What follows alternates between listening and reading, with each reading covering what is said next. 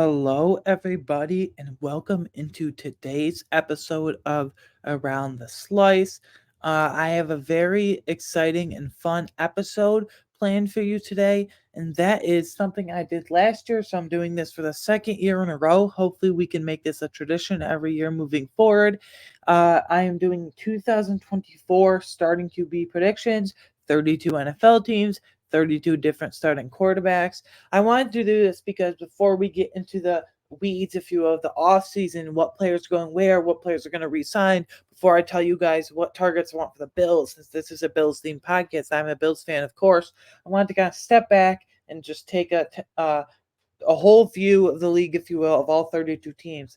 Now, when I say predicting the starting QB, I mean predicting their week one starter, not who will play the most games, because obviously you can't predict injury, but week one. So, for example, if you were here with me last year, I predicted that the Cardinals' week one starter, I didn't say Kyler Murray because obviously he was coming off a torn ACL and he didn't make his debut till like week 10 or 11, I believe, even. So, I predicted Baker Mayfield. Obviously, that was wrong, but the spirit of it still remains that this is week one. So last year I kind of nailed that with Kyler Murray not being ready for week one, coming off a torn ACL. But we're going to go all the way from AFC East, AFC North, then the NFC, so on and so forth. So let's just get into it. 32 teams, 32 starting quarterbacks. Oh, by the way, I went back last week when I was first playing this episode and jotting some notes down and whatnot. That if you were with me last year, then you already know this. If not, I got 23 of 32 starting quarterbacks right. So I think that's around like 72, 73% hit rate, which honestly, I thought it would be worse than that. So I got 23 out of 32 possible week one starters correct. So hopefully we can get a better mark. Let's get at least 24 out of 32. Let's make an even three quarters of the league, 75%. So yeah, we'll have to come back to this next year though and see what's up. AFC East. Now this one's pretty straightforward. I'll say the guy, then I'll kind of like go into it why, and if some are obviously longer, a bit more interesting conversations than others, but this is pretty straightforward. Buffalo Bills week one starter will be Josh Allen. He's on a streak of like 70 something games started, straight games started since missing a few games in his rookie year. I mean, that's like Iron Man status. That's like no one can match it because second is like 20 something, 30 something, if that even. So obviously, that it's kind of rare for a guy to start that many games in a row in the NFL. But like, I know I've went into this before. I don't want to reflect on this past season because you can go back and like watch my Bills season review from a couple weeks ago in the recap. But I will just the short end of it is I think Josh Allen should have won MVP. I don't think it should have been Lamar Jackson. I mean, Lamar got 49 out of 50 votes, and he was damn near unanimous MVP. And I don't really understand that like at all. But week one starter will be Josh Allen. As long and I might get some pushback in this, but I don't really care. As long as Josh Allen is Buffalo Bills quarterback, the Bills um Super Bowl window will be open. Yes, you can say Gabe Davis disappointing as a quote unquote wide receiver two and moving on. Okay, I'd agree with that. You can say Stephon Diggs probably not even an elite top of the line receiver anymore. Maybe his elite days are dwindling or behind him even, but it's still like a 1A, 1B situation. Dalton Kincaid, this and that. You can go through, well, the roster's aging well, the roster's getting expensive. Well, Von Miller, Dawson Knox are taking up a lot of cap space and disappointing with it. As long as Josh Allen's there, the Bills Super window will be open. I'm not asking for a dynasty. I could listen, dynasties are great. Patriots, dynasty, 20 years, that's unmatched. Chiefs, as much as I hate to admit it, they're probably on their way. But I don't need a dynasty for the Bills. Just give me one before I go. Like, just give me one Super Bowl. I'm buff Western New Yorkers, like Western New York natives, such as myself, in upstate whatever region. Um, we don't need a dynasty. We'll just be satisfied with one. I mean, could you imagine the city? The city would like burn down overnight out of excitement if we won a Super Bowl. So week one starter for Bill is Josh Allen. For the Dolphins, I have Miami Dolphins. I have Tua Tagovailoa. Now, coming out of 2022, this was kind of in doubt, not because he's bad or anything, although I think he is a tad overrated, but we'll get to that. But not that I think he's bad or anything. I think he's a perfectly capable starting QB in this league, led the league in passing yards, and was an MVP candidate for the first couple of months this past year. But coming out of 2022 he had 2 documented concussions and probably a third one where they probably violated the protocol and all those rules. Some rules got changed because of Tua. He admitted over the offseason and as the season was starting this past year in 2023, back in September um, of 2023, that he considered retiring, and that's kind of unfortunate. But Tua will be the week 1 starter in my opinion. He didn't have any concussions this past year, so hopefully for his sake, um, like I don't like the Dolphins. I would even go as far as I hate the Dolphins, but you never want to see someone consider retirement that young of an age. What I am nervous about, if players have contracts to go along with this or contract decisions to be made, I'll kind of bring them up as we go. The Dolphins have a contract decision to make with Tua Tagovailoa. They picked up his 5th-year option, so 2022 to 3. He is on the 5th-year option next year in 2024, next season, I should say, rather. But obviously, with players, especially quarterbacks, you'd like to get a year ahead of it. So Tua says he expects to get a big contract extension done with the Dolphins this offseason. He said this a couple weeks ago when the season ended for the Dolphins. Oh, but I would be wary of like giving him 50 to 55 million. Like Josh Allen, it seems like a bargain. I always go back to this because it's my quarterback, but Josh Allen seems like a bargain at 43 million, 11, and probably after this offseason with extending Jordan Love, with extending Tua, a couple other guys, Kirk Cousins, he might be like 12th or 13th or maybe even 14th even. But Tua, I would just be wary of the Dolphins giving Tua a big contract extension of 50 to 55 million because that's what the top of the line QBs are making now. Let's see. Jalen Hurts makes like 48 a year. Joe Burrow makes like 55 a year. Justin Herbert's make 50 a year. Lamar Jackson makes 52 a year. I mean, it's just ballooning, going up and up and up, just exploding here over this offseason. And Mahomes now makes like 50 a year as well. So I would just be wary of that. I don't think Tua's on the level of those guys. Unfortunately, I do think the Dolphins will overpay for him because every year it's the same story. And this isn't just me hating on the Dolphins, so Dolphins fans, relax. But this isn't just me being a division rival. I just it's the fact of the matter. September, October, and bits of November, even he's MVP candidate. They're flying high. Tyreek Hill, Jalen Waddle, Raheem Mostert, Devon Achane. Yeah, let's go. We're going to the Super Bowl. Then December and January when they play those cold weather teams or just good teams in general. Really, they only won one game against a team above 500 in the regular season plus playoffs this year because they absolutely lost the Chiefs. And that was the Cowboys who were above 500 and they only won because the Cowboys ruined, totally imploded on the last drive or two, last drive mainly. So, I mean, not too impressive, but I think it's the same story every year with the Dolphins. But Tua will be their week 1 starter. I'm not hating on him too much. I'm just saying that I would be wary of paying him 50 to 55 million, like those top of the line QBs I just mentioned with the market ballooning. Jets, I mean, this is pretty straightforward as well. Aaron Rodgers, I believe, will be the week 1 starter because he tore his ACL in early September. I mean, literally 4 snaps in, so week 1. And not ACL, Achilles actually. And believe it or not, Achilles are like a month or two faster recovery typically than ACL, where ACL is like 10 to 12 months. Achilles can be like 8 to 10 months. So if it is 8 months, if it is on the short end, let's see, October, November, January, he'll be ready by May. He'll be ready by training camp. But even if it is on the longer end of 10 months, that's July. So he might miss a week or two of training camp, but for sure be ready for the season. So needless to say, he'll be ready for the season. I do think this might be a hot take. I do think this is the last season, not just with the Jets, because he's not going to a third team, but I do think this is his last season in the NFL. He'll be 41 in December. So right around the time where late season push, playoff push, he'll be 41. And obviously, coming off a torn Achilles at 40, transitioning into 41 years old is hard and not difficult enough. His first major injury for his career. He's about Iron Man as well, but obviously 4 MVPs in his career. But obviously it might be time to pack it up if the Jets don't make the playoffs this year. I think Robert Saleh is gone. I think Joe Douglas is gone. I think Joe Douglas and Robert Saleh should have been gone after this past year, to be completely transparent and completely honest with you guys, because for the way they managed the Zach Wilson / Trevor Simmons / Tin Boy or whatever the hell that whole freaking situation was there. But Aaron Rodgers will be the week 1 starter. Now, Patriots, this might be a little spicy because there's been some rules lately. Will the Patriots trade out of the 3rd overall pick? Will they trade down to the 3rd overall pick? Will they take the top receiver in the draft in a Marvin Harrison Jr. the third overall pick. I think though that's all smoke, and I think Jaden Daniels will be their starting quarterback come week 1.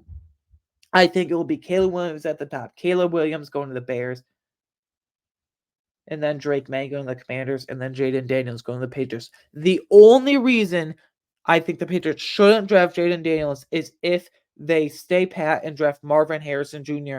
They should not trade out. As much as I hate the Patriots and don't want them to be set up for success, there's no denying that new era with Gerard Mayo, new era with whoever they're off, Alex Van Pelt coming over from Cleveland as their offensive coordinator. They really want to use 2 tight end sets. So you get Jaden Daniels to either stay pat and draft Jaden Daniels or Marvin Harrison Jr. The only way I could accept them not drafting Jaden Daniels is, like I just said, drafting Marvin Harrison Jr. But I think predictively, as of right now, obviously this could change. It's literally Saturday, February 17th, 8 March, and we got about a little over, for intents and purposes, 2 months to go until the draft. So I think it is Jaden Daniels. That's the AFC East. Going to the AFC North, I do have the Bengals, Joe Burrow. He had an injury about midseason. He missed like the last, 8 or 9 games or so. They missed the playoffs, but it was even remarkable that they were even in contention to like the very last week or two with Jake Browning. Now, Jake Browning's an exclusive rights free agent, which means he either plays for the Bengals or he doesn't play. He either plays for the current team, which is the Bengals, um, for the vet minimum, or which is like 1.5 million, or completely out of football out of the league. So obviously he's gonna stay there. It's a nice backup, but nice developmental guy. But Joe Burrow, he didn't tear his ACL, he didn't tear his Achilles, so I don't want to like make fun of any injury, but at all. But it's not like it's a gruesome injury where he'll have some abnormal offseason. He's probably already back to work. He just broke his wrist. I say just broke his wrist, but in comparison, it's kind of on the later end. So Joe Burrow would be the Bengals starter week 1, and look for them to get back to the top of the class of the AFC. Look for Patrick Mahomes, obviously, Josh Allen, obviously, but then Lamar Jackson to be in the mix, Joe Burrow to be in the mix. If Jim Harbaugh can right the ship, Justin Herbert and the Chargers to be in the mix if they get a few more defensive pieces. So Joe Burrow, fully back from his broken wrist. The only thing is, though, he hasn't had like a full offseason / training camp / preseason with the team. Like, obviously, his rookie year, he tears his ACL and MCL and PCL, mostly torn ACL. People know it by. And the next training camp / preseason, he's missing time recovering from that. And then after that, and then there's a couple of injuries in between there that I can't recall right now. And then this past year, obviously, he strained his calf, and there were some questions, will he be ready for week 1? He just didn't look right. He started to catch fire the few weeks leading up to his broken wrist against that Ravens in that Thursday night football game. I remember it very fondly. So anyway, Browns. Now, week 1 start, as much as like I want this guy to fail, because the whole lawsuit situation, the this, the that, we've been talking about for 2 years now. I'm not going to rehash it all right now because I've shared my piece on this podcast and internally. If you know me, you know my opinions as well.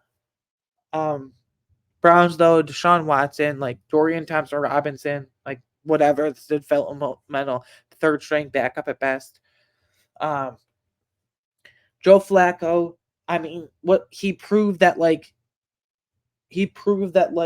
he should be on a roster to start the season. Like, he shouldn't wait until November to sign with a team anymore, but he's 39 years old. He plays a very reckless style of football. He played YOLO ball, and you can miss me with the comeback player of the year crap. I don't really care.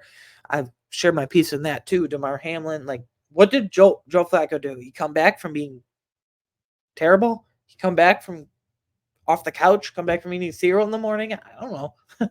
But at least he proved that he should be on the roster to start the season as a veteran backup for maybe a team that has a young QB or drafts a rookie. But Deshaun Watson, but he played YOLO ball. Joe Flacco, that's over with. He had a lot of turnovers, and people are freaking out because he always put up 300-plus yards in all 5 games. He started a bit in the playoffs. The magic wore out, and the Texans totally exposed him at 39 years old, which they rightfully should. But Deshaun Watson, Browns week 1 starter. The Ravens, this is pretty straightforward too. Lamar Jackson, I literally started this episode with the whole MVP thing comparing it to Josh Allen. I think my MVP would have went like this. Josh Allen, number 1. Christian McCaffrey, number 2. Brock Purdy 3, Dak Prescott 4, and I'm sorry, I don't care. Lamar Jackson 5. If you want to put McCaffrey all the way down 5 because running backs don't get the word, then fine. Go ahead. More power to you, but Lamar should at least been 4 or 5. He would have been the fourth quarterback out of Allen, Purdy, Prescott, and himself. But Lamar Jackson, Ravens, it doesn't sound like they'll resign Odell Beckham Jr. Rashad Bateman hasn't panned out. Maybe you get a guy in the draft like an A.D. Mitchell from Texas, like a Keon Coleman from Florida State. Those are really what I've seen in mocks as of recently. Maybe a speedster like Xavier Worthy, although I think you have that type of receiver in Zay Flowers, but um, Lamar, we're not really talking about the weapons here. This is solely the QB, and Lamar will be ready to go with the Ravens compete with, like I said, the top of the AFC class with Joe Burrow. Lamar, obviously, himself. Joe Burrow, Josh Allen, Patrick Mahomes, Lamar at the top. Uh, I don't believe in Deshaun Watson, but if Justin Herbert, if Jim Harbaugh can right that ship, like I said a few minutes ago. Steelers. Now, this is bold. I want to be a believer in Kenny Pickett, but it doesn't sound like Mike Tomlin is wanting to stick around to develop a young guy and stick around for all this time it takes. So, I have the Steelers week 1 starter. Get ready for this. Being Russell Wilson. I know Justin Fields to Pittsburgh and being the Steelers starter next year in week 1 and beyond has picked up steam lately. I have Justin Fields going a different team, actually. I do not have him as the Bears, little teaser, but I have him going a different team. You'll have to stick around to see that. But see or hear my opinion on that. But yeah, Russell Wilson, week 1 starter. Mike Tomlin, this is probably his last year coaching, at least his last year or 2 coaching. I don't think he has time, like I just said, to develop Kenny Pickett. I mean, what do you do? Resign Mason Rudolph to be your starter? He had a 3-game run, then the Bills reminded him who he was. And I don't know. Like Russell Wilson, it's either like Steelers, Falcons, or out of the league. I know there's a report Sean Payton said a couple weeks ago that we haven't made a decision yet on Russell Wilson. Basically saying he could still be on this team, possibly. Stop. That's total smokescreen. After threatening to bench Russell Wilson, basically saying, going to him and saying, if you don't take your guarantees out of your contract, we are going to bench you earlier than we did. And starting Jarrett Stidham for the last 2 games when you're technically still in the playoff hunt, still mathematically alive. That relationship is broken. You're not going back to that. Let it go. Move on. It's over with. But Russell Wilson, the Steelers don't need some explosive guys. They just need someone to get the ball to Deontay Johnson, who's a phenomenal route runner. George Pickens is a phenomenal down the field play threat. Character concerns, kind of has anger issues, I don't want to say anger issues to judge him, but I mean, you see him in the field, like if he doesn't get the ball, he complains that doesn't block for his teammates. That's neither here nor there. But Russell Wilson, I just have a feeling that Mike Tomlin want a veteran because it's his last year, at the very least 2 years with the Steelers, but I think it is his last year. Depending on what they do, whatever. I don't know. I just feel like he wants a veteran. He doesn't have time to stick around. AFC South, this is really straightforward. I feel like all 4 are locked in. I'll start with Colts, Anthony Richardson, kind of with Joe Burrow, same Joe Burrow situation. He had an injury that wasn't a torn Achilles or wasn't a torn ACL. Obviously, he started for 4 games. He only started and finished fully 1 of those because he is to put it candidly with you guys, he's a very reckless player. He's young, but I kind of compare it to Josh Allen, rookie year, was just scrambling around, not really knowing what he was doing, very inaccurate, very reckless with the ball, taking unnecessary hits. That's why he sustained a concussion and missed a game, and that's why the 4 games he played, he only started and finished 1 of them fully. So, but coming back from that shoulder surgery, we saw him throwing last week. His agent posted that. I believe it was his agent on Twitter or X, whatever you want to call it. I'll call it Twitter for that. Just, I'm used to it. So, Twitter, Anthony Richardson will be the Colts week 1 starter, in my opinion. But it is key. It is key that they re-sign Michael Pittman Jr. I'm not talking about some franchise tag thing. I'm not talking about some short-term deal. Give him like a 4 to 5 year deal with a lot of money. I think he's a 25 per at least guy. And then Jaguars, Trevor Lawrence. Now, that is disappointing season. I thought Trevor Lawrence would be not a dark horse or sleeper because people know him. as like traditional quarterback coming out of high school, going to Clemson, starting as a freshman right away, which is extremely rare for any college, let alone an ACC school in Clemson. Number one overall pick. Urban Meyer, rookie year was a total waste. Second year, start off slow, but second half of the year, he really picked up steam with Doug Peterson. I think though if they missed and then this year was a mixed bag. This year was a mixed bag. Excuse me. This year was a mixed bag with Doug Peterson. So I think if the Jaguars missed the playoffs altogether, then Doug Peterson's probably out, and GM Trent Baalke is probably out as well. But Trevor Lawrence, I don't know. He'll be the week one starter. I'm still probably saying he's a dark horse MVP candidate with motivation, but I don't know. Texans, CJ Stroud, he is fully fledged a top 5 MVP candidate, in my opinion. At multiple points this season, after people saw his greatness, he was a legit MVP candidate. Obviously, for the second year in a row, we have the same team having both offensive rookie of the year and defensive rookie of the year, because in 2022, it was Garrett Wilson and Sauce Gardner, respectively, for the Jets. In 2023, this most recent year, this past year, it was CJ Stroud on offense, and then Will Anderson Jr., Will Anderson on defense as a pass rusher, utility pass rusher. So that's really awesome to see. So CJ Stroud fully entrenched in MVP, in my opinion, for this next season in 2024. Week one starter. The Titans. Now, as much as I'm not the biggest Will Levis fan, it seems like they are. Maybe they draft another offensive lineman and Joe Olufashanu, Tele Sefuaga from Oregon State. Whatever they do, maybe they give him a weapon like Malik Neighbors, Roma Dunze. That's what I would do. It's like I would cut DeAndre Hopkins, save $10 million. Traylon Burks hasn't really stepped up. You need a legit wide receiver one. Don't re-sign Derrick Henry. You're clearly in the start of a rebuild. You have Brian Callahan as the new head coach coming over, offensive coordinator from Bengals. T. Higgins has said that like he likes that his coach is there and he'll be familiar there. So he kind of hinted at wanting to go to the Titans, but didn't fully admit it. But Will Levis, week one starter. They got to figure out that defense. Obviously, run defense is like elite, but pass defense is dreadful. So Will Levis will be the Titans' week one starter. Last division of the AFC, the AFC West. This is, well, half of this. 2 of the 4 is kind of really straightforward, point blank. But Broncos starting with the AFC West. This is going to be spicy. J.J. McCarthy, the quarterback from Michigan. Now, Broncos have the 12th overall pick, and J.J. McCarthy has picked up a lot of steam lately. So maybe the Vikings snipe the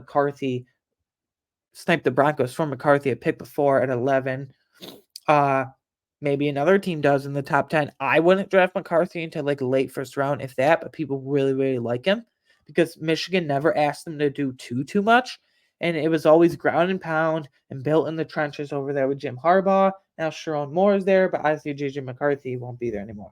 So Broncos, I have JJ McCarthy, and I do think they'll have to trade up a few spots, if not a lot of spots.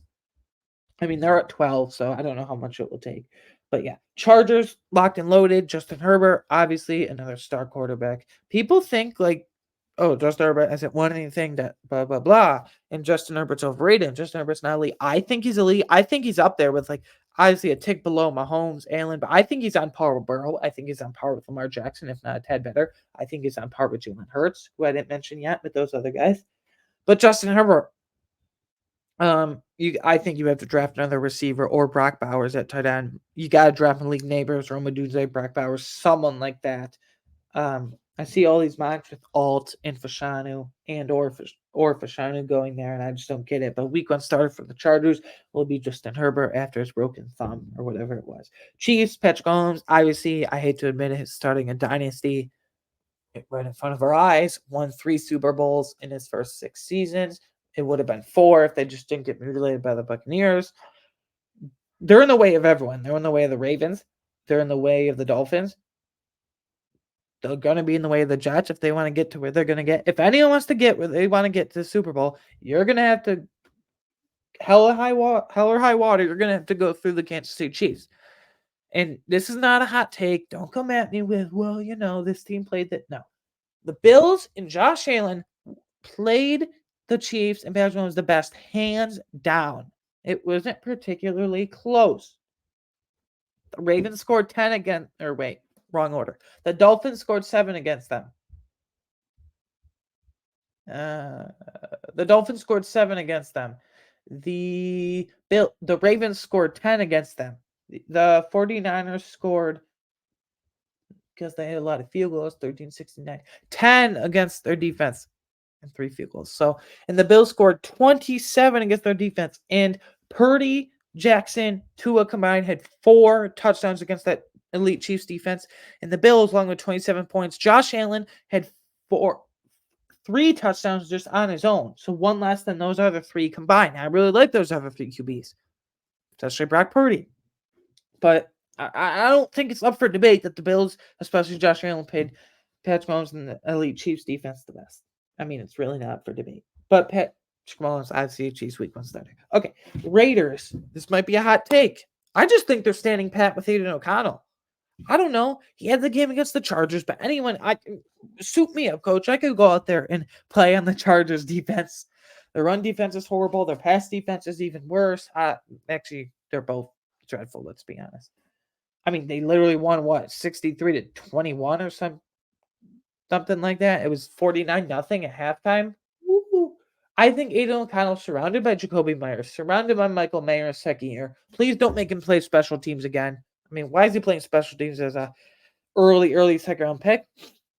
Tight end, elite prospect coming out of Notre Dame.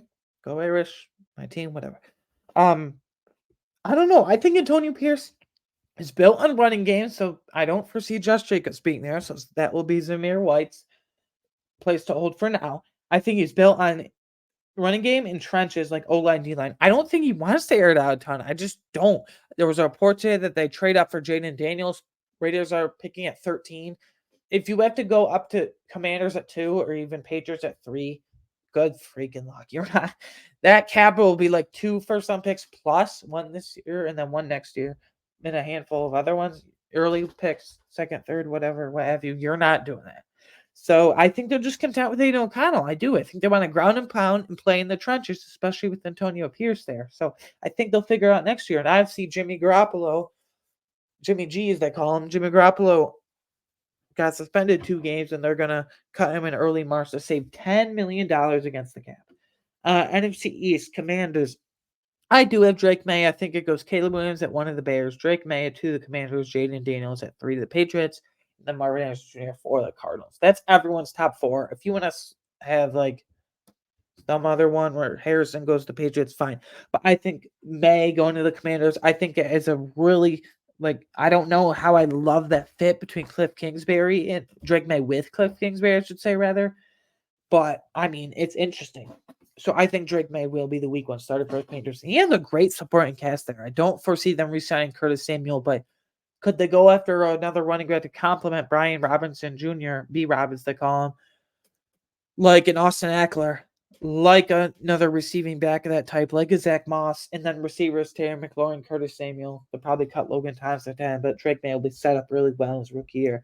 Cowboys, Dak Prescott. I don't get what people are saying, even Cowboys fans. They want to cut off his head. Get him out of here. Get him out of here. I think it's more Mike McCarthy, and I blame Jerry Jones. He has a slow trigger. He does not have a fast trigger. He held on to Jason Garrett for way too long as a coach. He's holding on to Mike McCarthy for a year too long. They didn't give him a contract extension. So if they don't reach that, I feel like I've been saying this forever with the Cowboys, even back with Jason Garrett. If they don't reach the NFC Championship, at least Mike McCarthy is out. You don't have to fire him because you just won't renew his contract. That's the nice way of saying we're firing you. Goodbye. Take your package now and leave. Eagles. So Cowboys, Dak Prescott, week 1 starter. Eagles, week 1 starter. Jalen Hurts. I don't like. If people really think Jalen Hurts is not franchise QB anymore, just based off of 1 year where the Eagles lost their last 6 of 7 games, including that embarrassment to the Buccaneers with Baker Mayfield, and then they have A.J. Brown and Devonta Smith, and A.J. Brown's getting frustrated and doing whatever he wants. I don't know.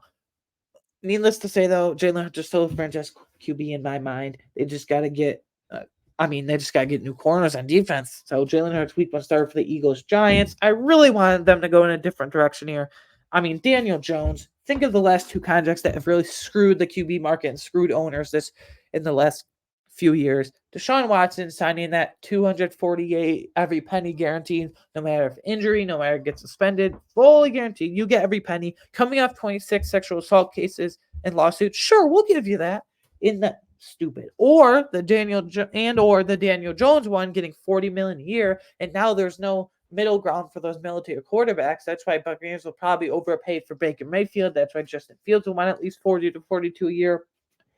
So both those contracts, Deshaun Watson and Daniel Jones, respectively, really in respective years, the last 2 years, really screwed the QB market. But I just think Giants they'll have to trade up for Jaden Daniels. I think that's not going to happen. I think Jaden Daniels would be a perfect fit, and I arguably Daniel Jones, you can comfortably say he was the third best QB on his own roster this past year. Like Tyrod Taylor's probably the best, then Tommy Cutlets, Tommy DeVito was second, and then there's Daniel Jones.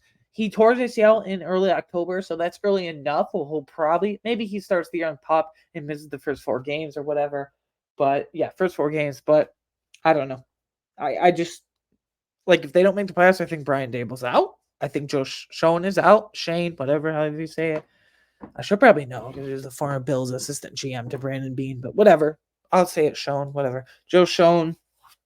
It seems like really fast turnaround for a team that overachieved, if you will. Yeah, they did overachieved in 2022. Next, so Daniel Jones, unfortunately, Giants week 1 starter. And by the way, I don't know if I've emphasized this. My bad if I didn't, but this is not what I would do. This is predictably. So when I say Broncos JJ McCarthy, I would not take McCarthy in the first round. Or when I say Giants Daniel Jones, I would try to trade up for Daniel Jones, but I would try to trade up for Jaden Daniels, excuse me. But predictably, I just don't think that's plausible or will happen.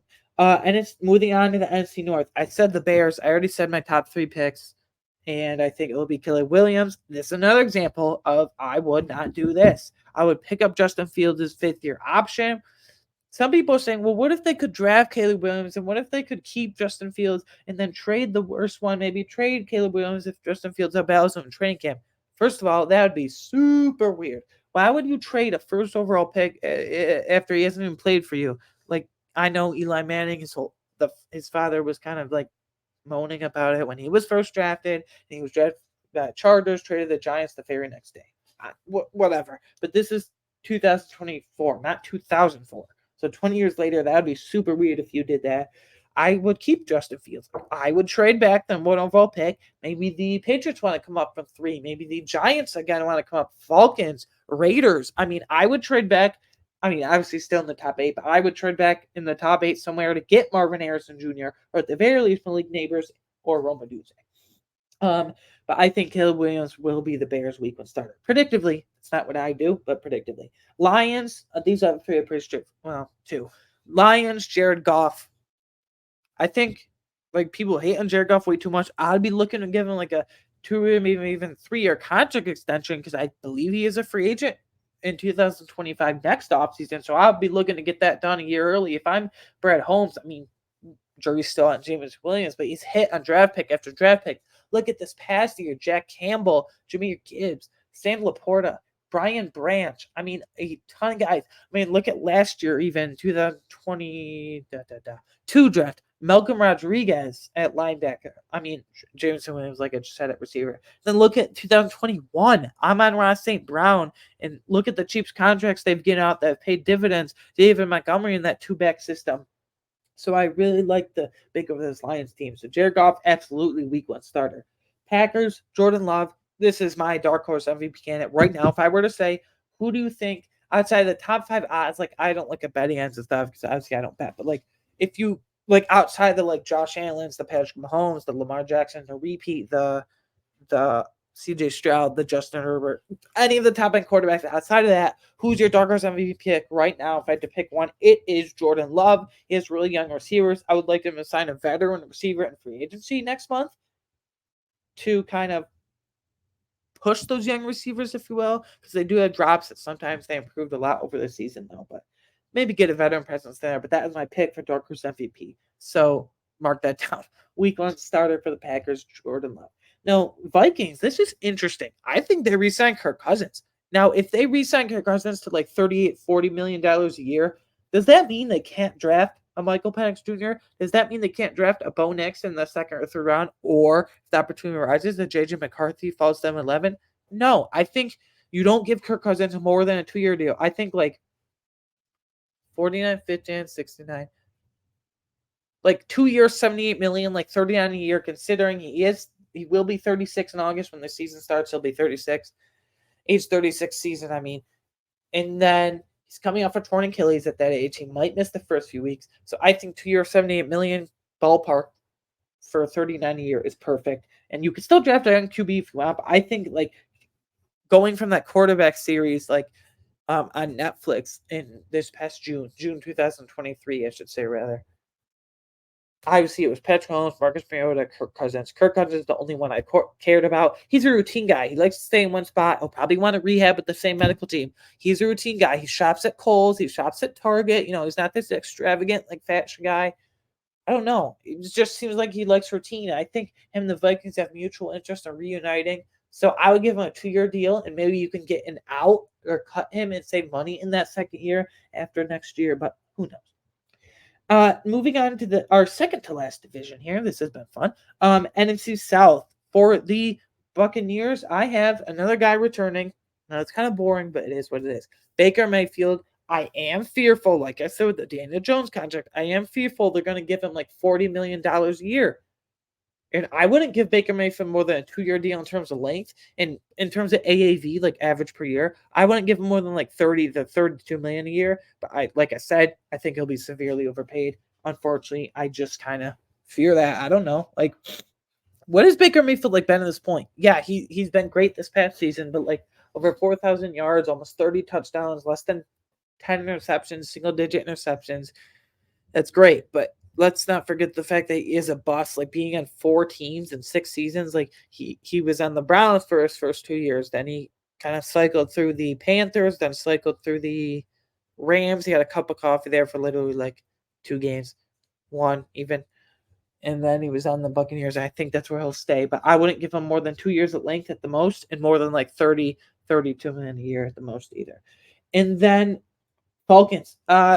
This is my Justin Fields spot. I said Russell Wilson for the Steelers, and this is my Justin Fields spot. Honestly, this could flip. Wilson could go to the Steelers or Falcons, and then Fields go to the Steelers or Falcons. But for now, I have Russell Wilson as Steelers, and I have Justin Fields going to the Falcons to be their week 1 starter. I mean, this would be a nuclear thing, especially for fantasy, because fantasy is like always on my mind.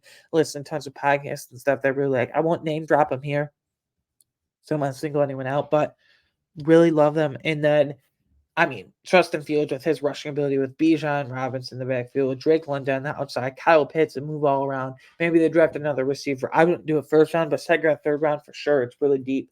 So Justin Fields, I think if you give up a second round pick this year and a second round pick, maybe a third round pick next year, that is a conditional third round pick that can become a second in 2025.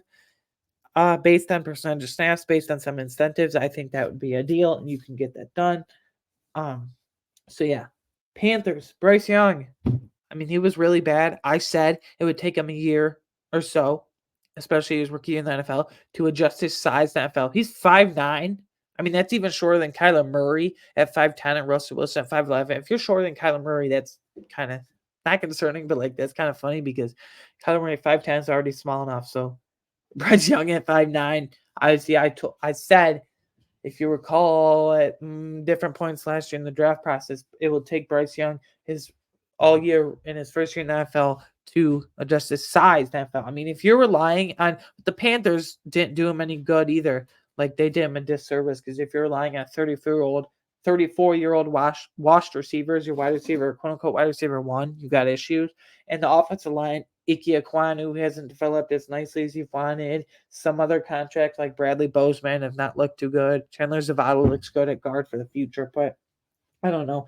Hopefully he can bounce back, but I'm not counting on it. And then Saints week 1 starter Derek Carr. They probably did overpay him. He got 38.5 a year. At this point, he's probably like a 26 to 28 million dollar year at most. I think he's just a shade under 30, like if that. I used to really like Derek Carr, but like you have weapons like Alvin Kamara, Chris, and no, I'm not including Michael Thomas. That it's over. Let it go. Michael Thomas, move on. Chris Olave, Rashid Shaheed, Juwan Johnson at tight end, Taysom Hill at tight end. And if somehow you can get Brock Bowers if he falls, which I've seen a few mocks, which I don't understand how he would fall. And then Alvin Kamara at running back. I don't know. It's really interesting, but I think Derek Carr did get overpaid a little. NFC West are so we have 8 divisions. This is the 8th one. So last one of the episode.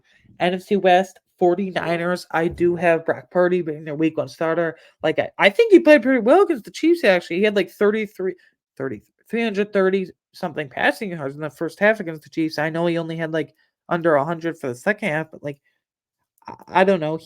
I know he couldn't get it to Debo. I know he couldn't get to Brandon Ayuk, but him and Juwan Jennings was really good. I think they abandoned the run too much, but I don't know. I don't blame the Super Bowl loss on Brock Purdy. I blame Kyle Shanahan for like how do your players and I don't blame the players either. How do you not teach your players the overtime rules in the Super Bowl? These have been around for 2 years now. Yes, it's the first time we're seeing it take effect, but how do you not know? It's the Brock Purdy week 1 starter. Cardinals, Kyler Murray. I might have been a tad, not, I don't want to say hateful because I didn't like outright hate him, but I said in the past Kyler Murray was overrated. I'm not as bullish on it like right now in the current moment, talking to you guys, but he is still a tad overrated. But Kyler Murray, week 1 starter, I thought, and the whole world thought Caleb Williams, they would have number 1 overall pick. Honestly, they could have won like 6, 7 games this year, if not more, if they really wanted to. They only got blown out in like 2 or 3. One of those was like Clayton Tune starting, if that. So yeah. Rams, Matthew Stafford. I think he's still got a lot left in the tank.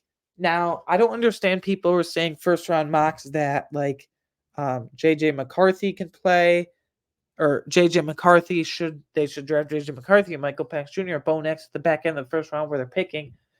I don't really get that. Like, I don't know. Seems weird to me. They need a corner like Kool-Aid or McKinstry, Quinnen Mitchell, Terry Arnold if he flips to them somehow. So Matthew Stafford has Cooper Kupp, Puka Nakua. Tyler Higbee's going to probably move on, so you need to repad that tight end room. Last one, 32, Seahawks, Geno Smith. Now, they did inform him that he's staying on the roster, so he had a roster bonus kick in, a guarantee kick in on Friday, so literally yesterday. So they did inform him that he's staying on the roster last week and this week. Now, if they cut him in the first couple weeks of March, I highly doubt they'll do that, but it does save $22 million around there. Maybe not exactly, but it does save around $22 million if they cut him, but I don't know. Maybe you still draft from the second round, like Michael Penix, Bo Nix, JJ McCarthy, if he slips to you in the first round. So I don't know. That's interesting. Anyways, guys, there's 32 teams, 32 quarterbacks, week 1 starters. Hopefully, we come back next year and we do better than 23 out of 32, which we did this last year at this time. So yeah, that was a really fun episode, and we're gonna get into some QB primers for free agency, landing spots, logistics, how the market's looking, all that, running back, wide receivers, and then Bills free agent targets. And through free agency, will be mostly Bills stuff, the video, short form videos sprinkled in here on the YouTube channel. So if you're in audio, please come over to the YouTube channel, subscribe, turn notifications on. We're going to be really busy through the month of March with free agency, then anything lingering after, and then the draft in April, and mini camp, training camp, and next season and all that. So anyways, guys, you can watch and or listen to this podcast on YouTube, Apple, Spotify, or wherever you get your favorite podcast. You can follow me personally on Twitter at awanger13. You can follow the show on Twitter for any updates or whatnot at Around Slice. And you can subscribe to my Patreon for only $3 a month. You get extra exclusive content just for you guys not found the podcast. So if you like my voice or like hearing my thoughts and opinions, I'll break news to you guys first, my Patreon community. If there's any big free agent signings before the short-term videos or podcasts. Anyways, guys, lots of free agency stuff coming up. Arguably better than obviously football is like football, and Super Bowl is very exciting, but offseason, we really get to creative stuff, some nostalgic stuff, some creative topics, some special guests, some really analytical conversations, some really market value conversations. And we're going to start with the QB primer next week and every Saturday from here on out. Anyways, guys, thank you for watching or listening wherever you're tuning in. I appreciate it, and I will talk to you next week. Bye.